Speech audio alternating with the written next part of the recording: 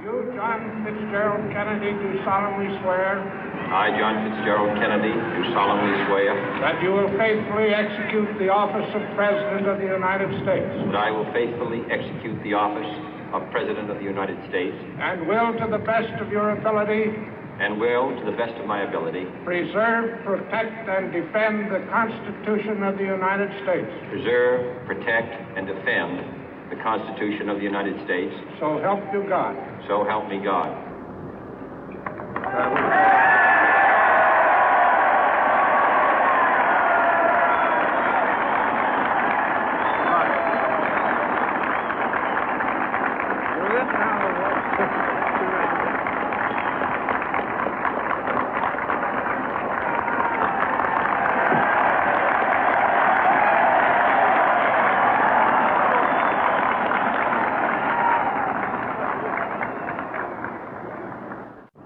Vice President Johnson, Mr. Speaker, Mr. Chief Justice, President Eisenhower, Vice President Nixon, President Truman, Reverend clergy, fellow citizens. We observe today not a victory of party, but a celebration of freedom, symbolizing an end as well as a beginning, signifying renewal as well as change. For I have sworn before you and Almighty God the same solemn oath our forebears prescribed nearly a century and 3/4 ago. The world is very different now, for man holds in his mortal hands the power to abolish all forms of human poverty and all forms of human life. And yet the same revolutionary beliefs for which our forebears fought are still at issue around the globe. The belief that the rights of man come not from the generosity of the state, but from the hand of God.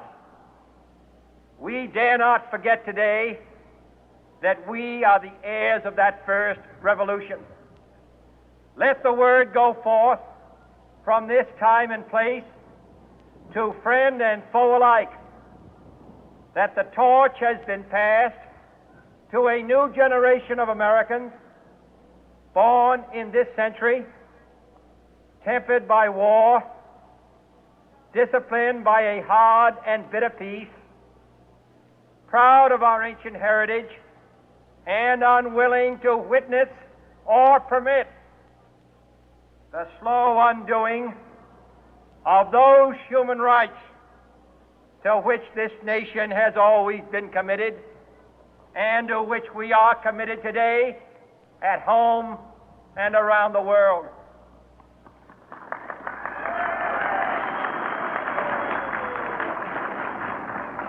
Let every nation know, whether it wishes us well or ill, that we shall pay any price, bear any burden, meet any hardship, support any friend, oppose any foe to assure the survival and the success of liberty.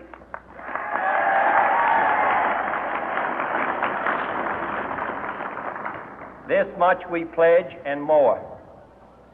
To those old allies whose cultural and spiritual origins we share, we pledge the loyalty of faithful friends.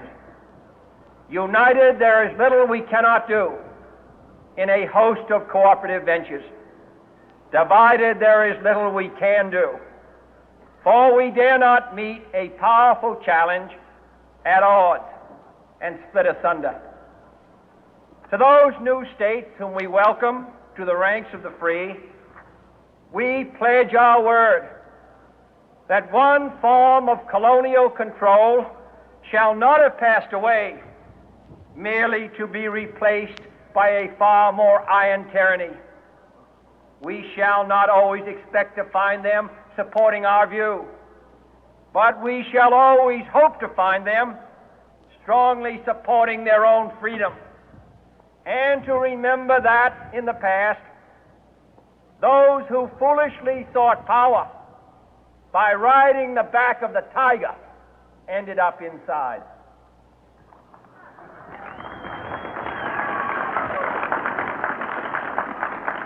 To those people in the huts and villages of half the globe struggling to break the bonds of mass misery, we pledge our best efforts to help them help themselves for whatever period is required, not because the communists may be doing it, not because we seek their votes, but because it is right. If a free society cannot help the many who are poor, it cannot save the few who are rich.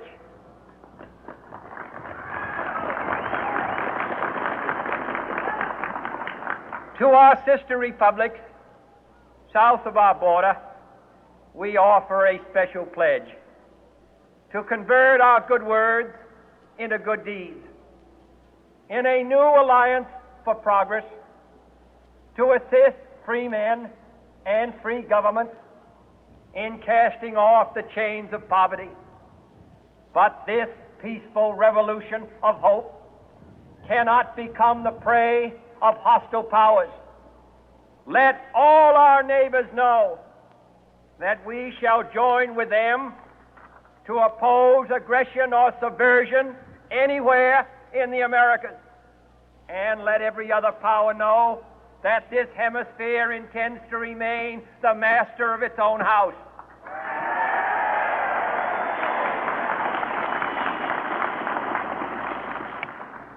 To that World Assembly of Sovereign States, the United Nations, our last best hope, in an age where the instruments of war have far outpaced the instruments of peace, we renew our pledge of support to prevent it from becoming merely a forum for invective, to strengthen its shield of the new and the weak, and to enlarge the area in which its writ may run.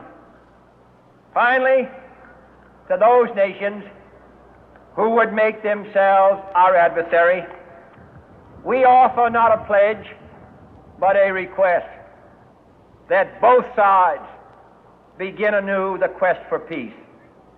Before the dark powers of destruction, unleashed by science, engulf all humanity in planned or accidental self-destruction, we dare not tempt them with weakness, for only when our arms are sufficient beyond doubt can we be certain beyond doubt that they will never be employed. But neither can two great and powerful groups